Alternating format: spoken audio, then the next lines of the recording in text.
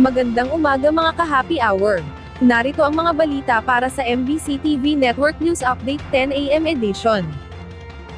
Mga Duterte, gustong bumalik sa kapangyarihan, kaya sinisiraan ang Marcos administration. Iginiit ng Malacanang na walang gagawin si Pangulong Ferdinand Marcos Jr., matuloy man o hindi ang impeachment trial kay Vice President Sara Duterte. Reaksyon ito ng palasyo sa akusasyon ng kampo ni Duterte, na sinasadya ng administrasyon na ma-impeach ang vice-presidente para hindi makatakbo sa 2028 presidential elections. Ayon kay Castro, na sa umpisa pa lang ay malinaw ang pahayag ni Pangulong Marcos na kontra siya sa impeachment, nangyari niya ang pag-impeach ng Kamara kay VP Sara dahil sa separation of powers. Sabi ni Castro, anuman ang pagtingin dito ng mga Duterte ay opinyon na nila yon. Dagdag ng opisyal, gustong bumalik sa kapangyarihan ng mga Duterte, kaya sinisiraan si Pangulong Marcos at kanyang administrasyon. Samantala, ilang aktibidad, isasagawa sa EDSA Shrine kasabay ng 39th People Power Celebration. Magkakaroon lamang ng ilang aktibidad ang paggumita sa ika-39 na anibersaryo ng EDSA People Power.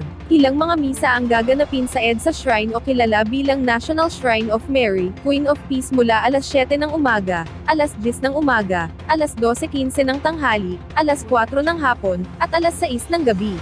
Ang misa sa alas 10 ay dadaluhan ng mga opisyal ng Commission on Human Rights, habang ang alas 6 ng gabi ay pangungunahan ni Bishop Broderick Pabilio, ang vicar ng Taytay sa Palawan. Sinabi ni Father Jerome Ceciliano, ang rector ng EDSA Shrine na simbahan ay may malaking papel para mapayapang pagkakaisa, na pinangunahan noon ni Manila Archbishop Jaime Cardinal Sin. Hindi na rin ito nagbigay ng ibang mga detalye sa mga magaganap na pagtitipon sa People Power Monument sa EDSA, at sa White Plains Avenue sa Quezon City.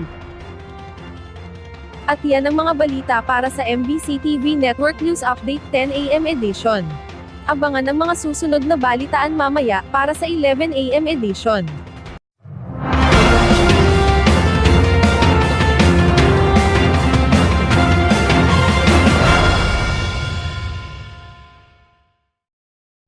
Mga ka-happy hour, kung gusto mong manood ang mga balita sa MBC TV Network News Update, mag-subscribe sa aming YouTube channel, i-like ang aming Facebook page, at i-follow sa aming TikTok account.